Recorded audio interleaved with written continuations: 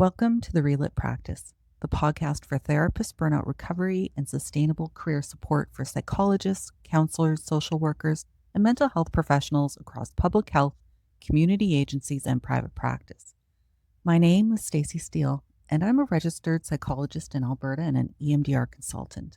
Here, we talk honestly about burnout, moral injury, trauma work, and the systemic realities of helping professions while building practices and lives that are sustainable, ethical, and fulfilling. Everything on this podcast is guided by 5 pillars: recognize and release burnout, repair and rewire overfunctioning patterns, restore rhythm and regulation, redesign practice for long-term sustainability, and relight passion so we can stay in this work without losing ourselves.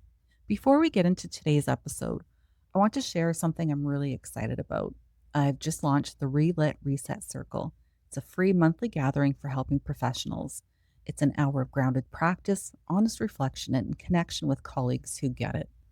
Our first circle was this month, and it was exactly the kind of space I wished existed years ago. If that sounds like something that you can get into, the link to register is in the show notes. Today's episode is actually from our first Reset Circle gathering. It is a replay of the grounded reflection exercise that we all shared in, and also an offering about the cycle of caring. I have to tell you that when I left the circle, shut down my computer, my heart was full. We had clinicians from different parts of the world at various stages in their career and even different designations. And what stood out to me is how much common ground we all had despite these differences and the many pathways that we took to arrive at the same destination in this profession. I hope that this resonates with you. Now let's get into the content. So we'll begin with a short grounding exercise, and this will be about 10 minutes. And the focus of it is we'll do maybe a body scan, a little bit of breath work, followed by a mini visualization. So wherever you land right now, and maybe notice if there's a way you can become 10% more comfortable. And maybe that is shifting your body, maybe it's getting some tea or even putting the lights dim, whatever helps you feel 10% more comfortable. And as we arrive here, recognizing that each and every one of us have a different experience in our day, within our body, within our practice. However, we all have arrived at the same destination. And coming here, there's no obligation to feel calm, to feel ready. It really is showing up, which, as we know, can be the hardest part. So I invite you now, if you choose to participate, if you like. If it feels comfortable, maybe shutting your eyes, maybe keeping a soft gaze. Whatever helps you begin to get a sense of grounding, maybe a sense of being present. Again, no requirement to be there. And maybe you begin by feeling the surface beneath you. Perhaps your feet on the ground, your body against a chair, couch, wherever you've arrived. And noticing that surface, noticing the points of contact that you make on whatever is holding you right now. And as you land here, perhaps be curious about what it might be like to allow whatever is holding you to hold you. So often we prop ourselves up, and this moment is not one of those.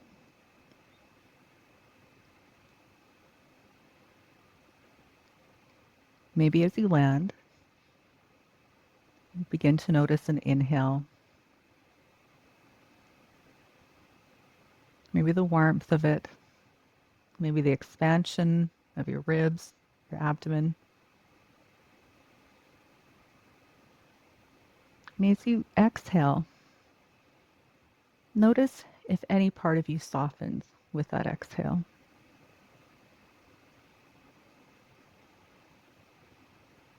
And taking another inhale. Exhaling again.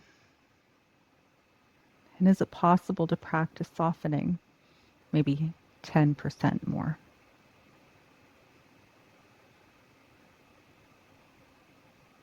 I invite you to notice the muscles in your face, across your brow, your jaw. Maybe notice if you're holding anything in your shoulder, your hands or feet. And if it feels supportive, on your next exhale, maybe practice softening any area or any part of you that is carrying weight or tension.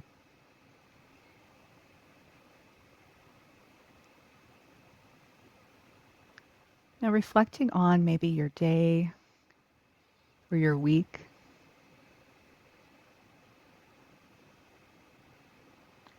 What brought you to this place right now? And the 5 of us arriving from different parts of the world, different experiences, different practices. And here we are.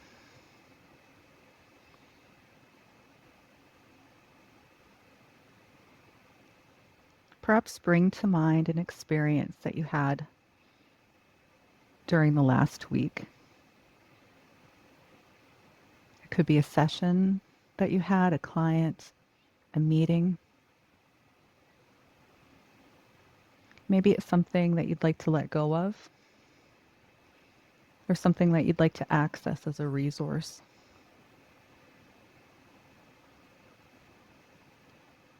And as you bring that to mind, notice what shifts within your body. Is that shift giving you a message? Is it telling you to remember? Is it telling you to let go? Is it telling you something else?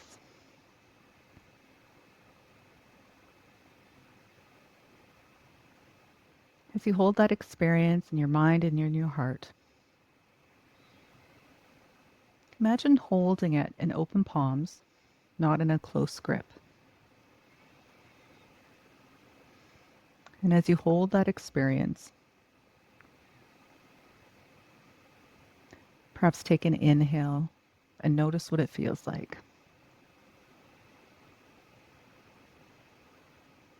And on your next exhale, can you lay that experience to rest even for the next hour?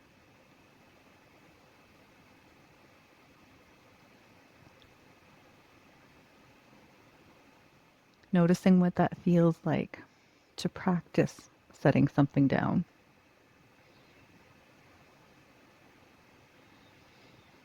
Maybe taking one more deep breath. One more softening as you exhale.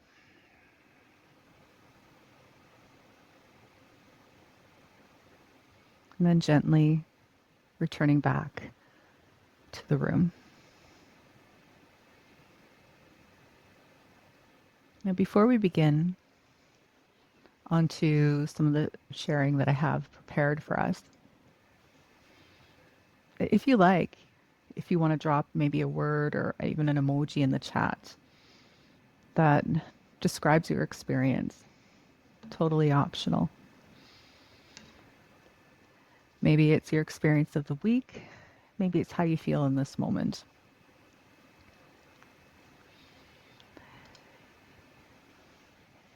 And on the slide, there's the quote on the bottom, you don't need to arrive anywhere, just notice where you already are. And so often, whether or not in practice or in our personal life, we are, at least I am anyway, looking at the next destination. Maybe notice what it'd be like to just be here now, as the saying goes. And I want to talk a little bit about, just for the next few minutes, about something called the cycle of caring. So I've drawn upon this from the book The Resilient Practitioner by Scobolt and Trotter Matheson, which I hope I'm pronouncing right. And it really resonated with me as I was reading it, and like for my own learning and for my own recovery. And the idea that we are the primary tool in service to others in session. It's, carpenters have their tool belt, but we are the primary tool, ourself, our hearts, our minds. And it's the nature of what we do, even though it can be highly rewarding, it is a one-way dynamic that often requires our emotional energy. And I don't know about you, but for me, I never thought sitting would be so tiring when I first got into this work. So our emotional, physical energy and our mental energy, it can be quite exhausting. And like any tool, we do need tending to it. So it's not because we're maybe weak or too tired or what have you. It's just like that this is our tool, is ourself. So that therapeutic relationship, as we experience, as you know, is structurally one-dimensional, and that's by design, not by accident. And to look to our clients to replenish us, again, we might find the work highly rewarding and have those aha moments or that moment of connection that helps us get through or that we hold on to. But it really is a one-way street with this. So there's this quote here: self-care is about understanding the rhythm of our work so we can sustain the heart of it. And sometimes, like earlier in my career, and this may or may not resonate, I didn't have any rhythm. It was like stop and go, stop and go. And the cycle of caring helps us identify a rhythm. So there's 4 phases that characterize the journey that we move through with every client. And this journey can be happen within a session, within the whole day, and even within the course of treatment. The first is empathic attachment. So Carl Rogers, the unconditional positive regard, like we build rapport, we understand, and that trust building, followed by active involvement. So investing in the objectives with skill and with our own presence. And that's typically, at least in my opinion, where we stop. But there's 2 other stages that are just as important for our self-care and also clinical care, and that's felt separation, the letting go of the bond between sessions or at termination, followed by recreation, almost like a reset to prepare for the next session, the next day, the next client. The first phase, empathic attachment. And as I go through this, if you like, maybe even reflecting on how that shows up for you today or yesterday. And in that phase, like the empathic attachment is where we're leaning in, we're building rapport, we're really working on earning trust. As safety is the foundation of the therapeutic relationship. And by necessity, this phase is other oriented. We might check in with our own body's cues. We might be really honed in on the person in front of us, their affect, their nonverbals, what they're saying, kind of weaving together like, hey, where can we go with this? What can I ask about next? And the authors of The Resilient Practitioner describe this as having like an optimal level of attachment. So it's experiencing the other person without ourselves becoming overwhelmed. And this is where co-regulation begins and our own attachment patterns can get activated. Now, there's a lot of controversy right now about polyvagal theory, but whether you look at polyvagal or window of tolerance, it is really how are we maintaining presence in the room while showing up for the other person. But again, our own stuff can get activated and during that. The next phase, this is where if you ever watch, I think Shrinking is a new one, or people doing therapy on TV, this is what we see. And this is where our learning from university, supervision, etc. comes into play. We invest our skill, knowledge, and our presence in what the client wants and their goals. It's still other oriented, but in this phase, there could be room for shifting from that emotional intensity, that attunement into some action. And that can be highly rewarding. It is where like the so-called meat and potatoes sometimes lies in therapy. It can also be a part of when we're doing consultation and supervision, even training, reading research papers, assessing progress, that sort of thing.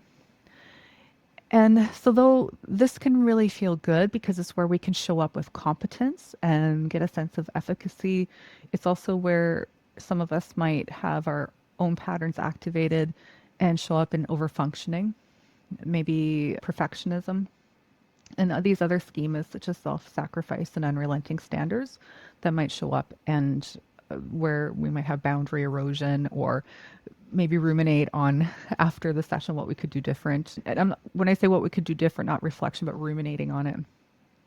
And so in this, for me anyway, maybe you relate. It's I look for myself like that the shoulds, like I should be able to do more, I should know more, like why is this client not progressing, and or I really have to rein in my own tendency to maybe overfunction. And it's also where sometimes if we're working in a system that doesn't honor our own boundaries and our own presence, that it can really be rewarded, the overfunctioning. It's where maybe you might experience moral injury. You might begin to notice the beginnings of burnout in this as well too.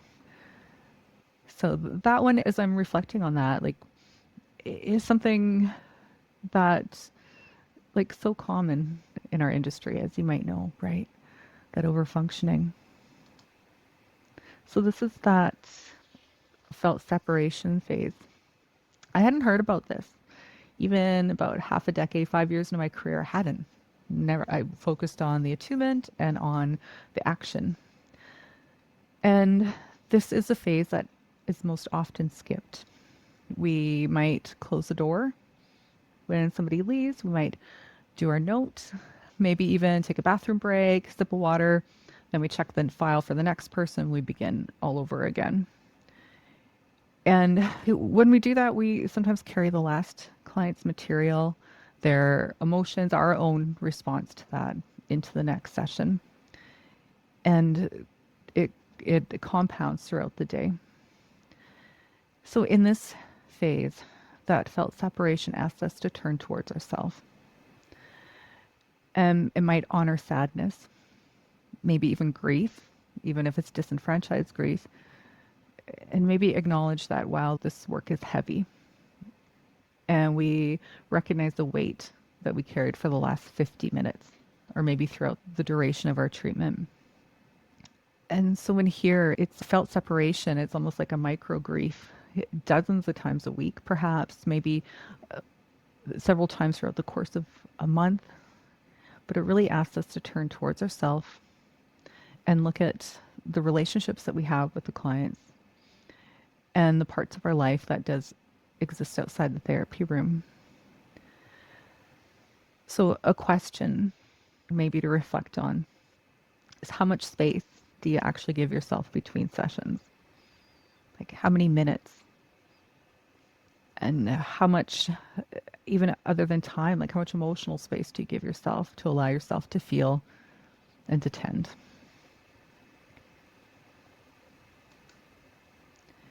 The last phase in this cycle of caring is recreation. So we've tended to the experience we had with a previous client or a previous interaction, and we're ready to give back to ourselves so that we can enter into the next cycle of caring, really, with the next person without carrying the weight or as much as the weight. And that's where we stereotypical self-care, boundaries, etc. might be more visible. But it's really not just about getting through and doing the self-care perfectly and so on. It really is a part of our clinical care to the client as well too. And it's as essential as any other intervention that we might do, or even part of like treatment planning. Because without it, we go back into the next cycle into empathic attachment, and that part begins at already a deficit. And this can be really difficult when we don't have time, and maybe by design of where we work, we aren't given the time and the space for detachment and recreation as well too. And There's a little blurb here. It's not about bubble baths. It really is about the recovery and allowing our nervous system to return to baseline and reclaiming the parts of you that exist beyond therapist. If you think about the time that you walk out of the office today or tomorrow, and then how does the rest of your day begin? How do you step into the rest of your life? So, on a day to day, this cycle of caring happens every day, not just at termination. So, those micro cycles in between clients, between roles, even if you're in a supervisory role or a program coordinator role or something else, like how do we shift from one role to the other at work? And then how do we shift into one role and the other from work to home?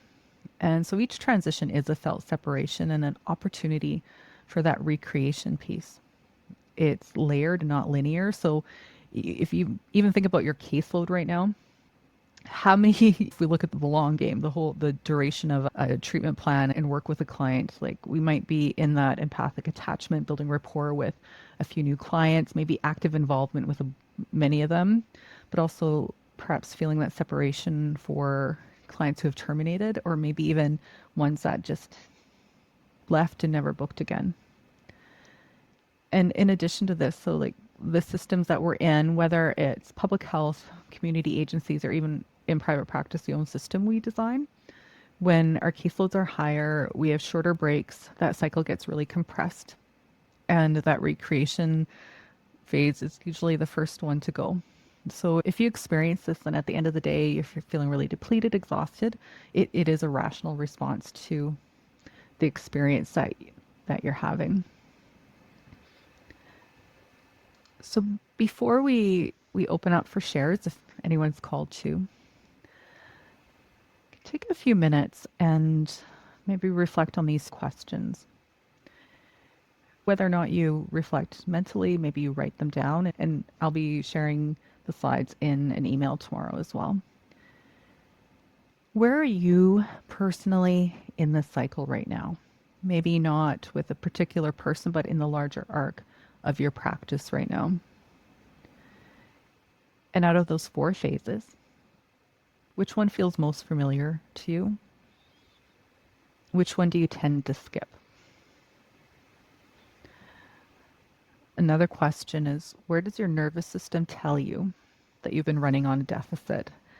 By nervous system, really like your emotional and physical responses. It could be something as simple as you're thirsty, tired, hungry, or something even deeper as feeling maybe disconnection, maybe emotional fatigue. And the last question is, what would it mean to you to treat recreation as not as a luxury or as an extra add-on, but as a part of your own clinical practice? So I invite you to reflect on.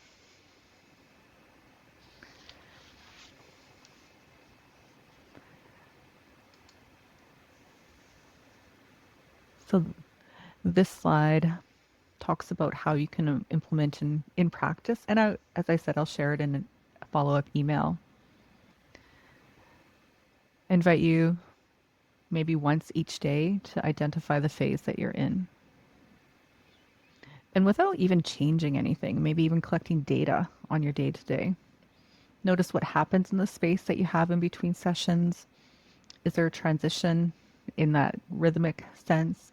Or does one client blur into the next, almost like that stop and go that I described earlier? And another consideration throughout your week and your day is, before putting it into practice, maybe one place where recreation could live in your schedule, even for a few minutes. If this episode resonated with you, be sure to go to the link in the show notes to register for our next gathering. It's the first Tuesday of every month, 7 p.m. Eastern. When you register, you'll also subscribe to the Relet Practice newsletter so you don't miss future conversations on therapist burnout recovery, moral injury, nervous system healing, and sustainable clinical practice. Plus, you'll also get access to the free reset checklist, which is a practical starting point for noticing where your system is right now. And you'll also be first in line for when the doors open for the Relit Practice Program. Link is in the show notes. Thank you, friend, for showing up for yourself and for each other in this work.